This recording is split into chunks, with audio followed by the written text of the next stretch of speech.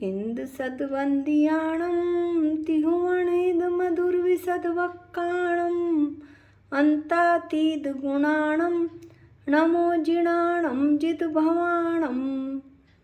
सो इंद्रों से वंदित तीनों लोग को हितकर मधुर एवं विशद जिनकी वाणी है, और जो 100 इंद्रों से वंदित हैं, जिनके अनंत गुण बरतते हैं, जिन्होंने संसार पर विजय प्राप्त कर ली है, अब वो संसार में कभी वापस नहीं आएंगे, ऐसे जिनेंद्र भगवान को मेरा नमस्कार हो। इस प्रकार मंगलाचरण पढ़कर हम आगे अपना स्वाध्याय शुरू करते हैं। आज हम गाथा 41 का पाठ करेंगे। गाथा 41 का स्वाध्याय करेंगे। हम उपयोग लक्षण का व्याख्यान कर रहे हैं। उपयोग लक्षण का व्याख्यान करते हुए हम गाथा 41 पर आ गए थे। पिछली गाथा 40 में हमने बताया था कि उपयोग 2 प्रकार का, ज्ञानोपयोग और दर्शनोपयोग। अब गाथा 41 में ज्ञानोपयोग के भेदों के नाम और उनके स्वरूप का कथन किया गया है। टीका तो छोटी सी है, पर भावार्थ में मति ज्ञान, शुद्ध ज्ञान, जितने भी ज्ञानोपयोग के भेद हैं, उनका बहुत ही अच्छी तरह से विवेचना की गई है। ऐसी सुंदर विवेचना मैंने किसी और ग्रंथ अथवा सूत्र, जैन सिद्धांत प्रवेशिका, इन सब में भी नहीं पाई। तो आज हम केवल टीका पढ़ेंगे। अन्व्यार्थ गाथा पाठ करते हैं। आभिणी सुदोदी मण केवलाणी णाणाणी पंचभयाणी कुमुदी सुद विभंगाणीये तीर्णी वीणाणहिम संयुक्ते। क्या कहना चाहते हैं कुंदकुंद स्वामी? हम अन्व्यार्थ पढ़ते हैं। आभिणी सुदोदी मण केवलाणी। आभिनिबोधिक, आभिनिबोधिक को मति ज्ञान भी कहते हैं, और इसे आभिनिबोधिक क्यों कहते हैं, इसके बारे में भी अमृतचंद आचार्य टीका में बताएंगे। आभिनिबोधिक शुद्ध, अवधि, मनप्रिय और केवल। राणाणी पंचभयाणी, इस प्रकार ज्ञान के 5 भेद हैं। कुमुदी सुद विभंगाणीये, और कुमति कुश्रुत तथा विभंग, विभंग जिसे कुअवधि ज्ञान भी कहते हैं। तीर्णी वी, ये 3 अज्ञान भी। णाणाहिम, 5 ज्ञान के साथ, 5 ज्ञान के साथ संयुक्ते, संयुक्त किए गए हैं। इस प्रकार ज्ञानोपयोग के 8 भेद हुए। आभिनिबोधिक ज्ञान या मति ज्ञान, शुद्ध ज्ञान, अवधि ज्ञान, मनप्रिय ज्ञान, केवल ज्ञान, ये तो 5 सम्यक ज्ञान। और कुमति कुश्रुत और विभंग ज्ञान या कुअवधि ज्ञान, ये 3 मिथ्या ज्ञान। ज्ञानोपयोग के 8 भेद हुए। अब टीका में इनके स्वरूप का कथन किया जा रहा है। अमृतचंदाचार्य कहते हैं, आत्मा वास्तव में अनंत, सर्व आत्म प्रदेशों में व्यापक, विशुद्ध ज्ञान सामान्य स्वरूप है। क्या मतलब हुआ इस लाइन का? आत्मा वास्तव में अनंत गुणों वाला है। ये अनंत गुण आत्मा के जो असंख्यात प्रदेश हैं उनमें व्यापक हैं, उन सभी में फैलते हैं। साथ ही साथ कैसा है आत्मा? ज्ञान सामान्य स्वरूप है, किसी भी कर्म के आवरण से रहित है और विशुद्ध है, पूर्ण रूप से शुद्ध। ऐसा ज्ञान सामान्य स्वरूप आत्मा का है। आगे पढ़ते हैं। वह आत्मा, ऐसी शुद्ध स्वभाव वाली आत्मा, वास्तव में अनादि ज्ञानावरण कर्म से आच्छादित प्रदेश वाला वर्तता हुआ। क्या कहते हैं आचार्य कि ये जो ज्ञानावरण कर्म है उससे अनादि काल से मेरा ज्ञान ढक रहा है। मुझ संसारी जीव का इस तरह से आच्छादित होकर ऐसे प्रदेश वाला मैं परिणमित करता हूँ। अब उसके बाद बतलाएंगे कि किस तरह ज्ञानावरण आवरण के क्षैपशम से मति ज्ञान, शुद्ध ज्ञान, अवधि ज्ञान और आदि होते हैं। जिस तरह से सूर्य बादलों में ढक जाता है, फिर थोड़े से बादल हटते हैं, एक किरण बाहर निकलती है, फिर और हटते हैं तो और प्रकाश बाहर आता है, फिर बादल पूरे हट जाते हैं तो पूर्ण प्रकाश प्रकट हो जाता है, जैसे केवल ज्ञान प्रकट हो गया भगवान के। अब हम फिर से अपनी टीका पर आते हैं। उस प्रकार के अर्थात मति ज्ञान के आवरण के क्षैपशम से और इंद्रियां मन के अवलंबन से मूर्त अमूर्त द्रव्य का विकल रूप से विशेषतः अबोधन जो करता है वह अभिनिबोधिक ज्ञान है। क्या कहना चाहते हैं आचार्य कि जब मति ज्ञान के आवरण का क्षैपशम होता है, यानी मति ज्ञान के आवरण हटता है, ज्ञान का आवरण थोड़ा सा हटता है, तो वो मति ज्ञान का आवरण हटता है तो क्या होता है कि मति ज्ञान में इंद्रियों और मन का अवलंबन लेना पड़ता है, क्योंकि ये कमज़ोर ज्ञान है। इंद्रियों और मन की आवश्यकता होती है वस्तुओं को जानने के लिए। किन वस्तुओं को ये जानता है?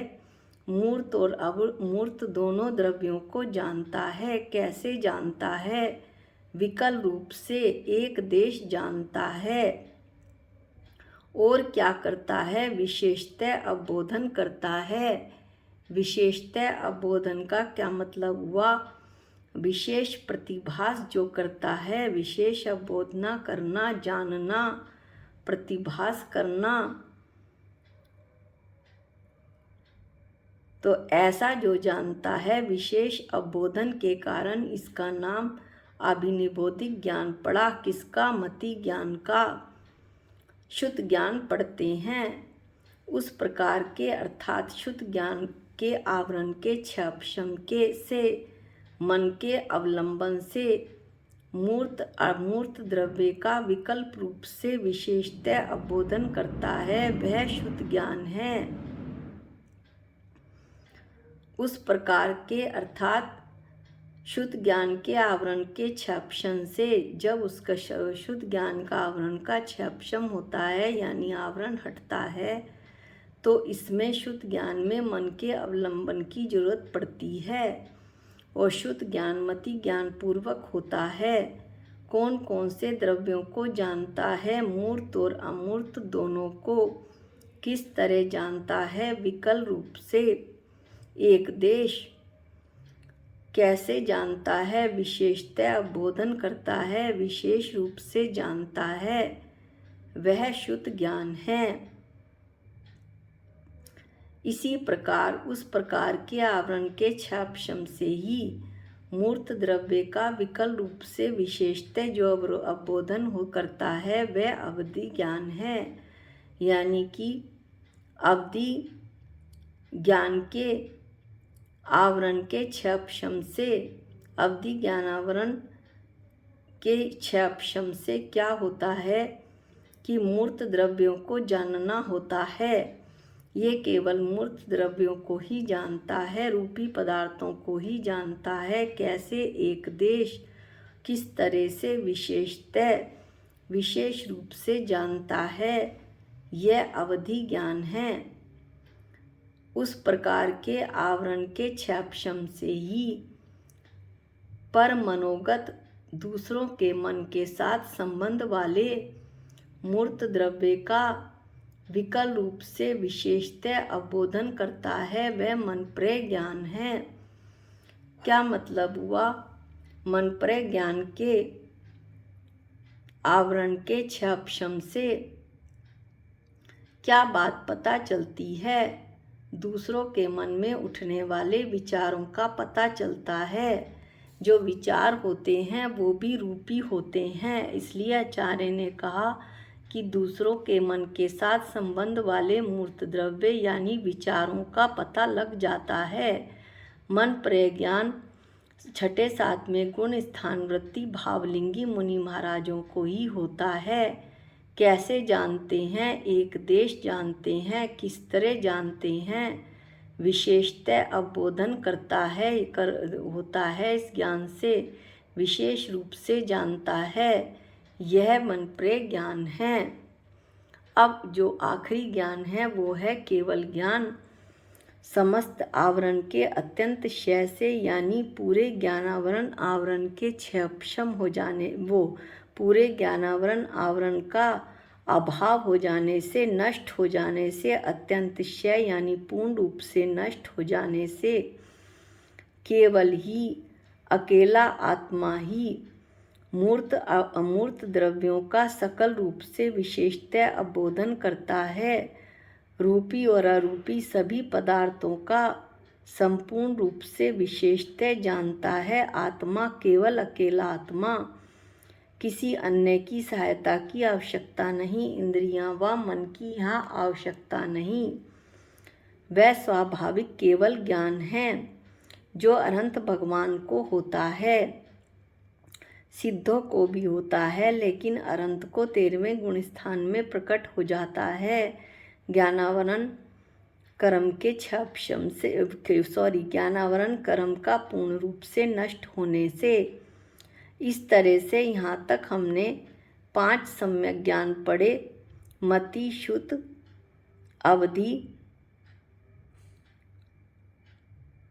मन प्रय और केवल ज्ञान। अब हम 3 मिथ्या ज्ञान पढ़ेंगे। ये मिथ्या ज्ञान कैसे हो गए? मिथ्या दर्शन के उदय के साथ ही अभिनिबोधिक यानी मति ज्ञान कुमति ज्ञान हो जाता है। जब मिथ्या दर्शन का उदय होता है यानी कि मिथ्या दर्शन क्या? दर्शन मोहनीय कर्म। ज्ञान में दर्शन मोहनीय कर्म का पुट लग जाता है, तब वो ज्ञान कुमति ज्ञान हो जाता है।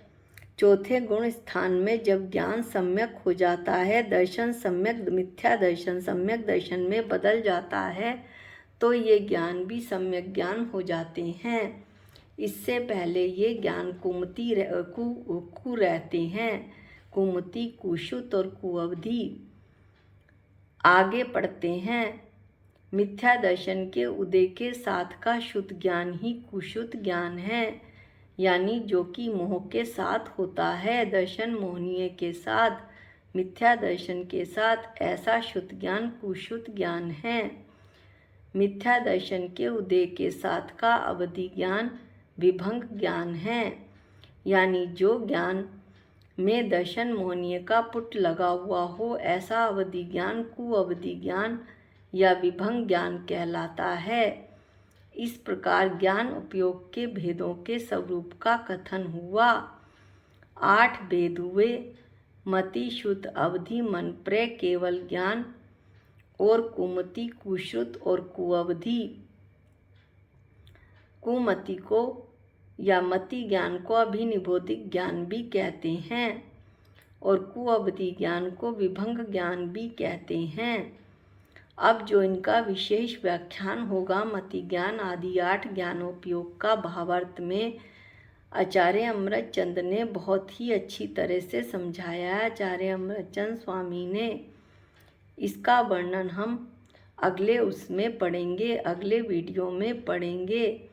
यहाँ पर बड़े अच्छे से मति ज्ञान के भेद, अवग्रह, इहा, अवाय, धारणा भेद बताए हैं और कोष्ठ बुद्धि, बीज बुद्धि, पदानुसारी बुद्धि, साभिन्न श्रोतता बुद्धि, ऐसे भेदों द्वारा ये 4 प्रकार का होता है। कौन मति ज्ञान ये बताया है। ये हम जब पूजा करते हैं उसमें भी ये आता है। 64 रिद्धियों का वर्णन हम पूजा में पढ़ते हैं। नित्य प्रतिपाद ये वाला जो है लाइन, उसमें यही सारा कोष्ठ बुद्धि, बीज बुद्धि और पदानुसारी बुद्धि बताई गई है। ये कैसे कैसे है कोष्ठ बुद्धि, और इसका वर्णन हम अगले वीडियो में करेंगे। आज के लिए इतना ही। यदि ये शुरू भी कर दिया तो थोड़ा सा कठिन है, समझ नहीं आएगा उतने अच्छे से, इसलिए आज हम ज्ञानोपयोग के 8 भेद लेते हुए वीडियो को समाप्त करते हैं। निज निधि निज में बताई ये अनंत उपकार है, इसके लिए जिन वाणी माँ को वंदना अनंत बार है, वंदना अनंत बार है। सबको जय जिनेंद्र।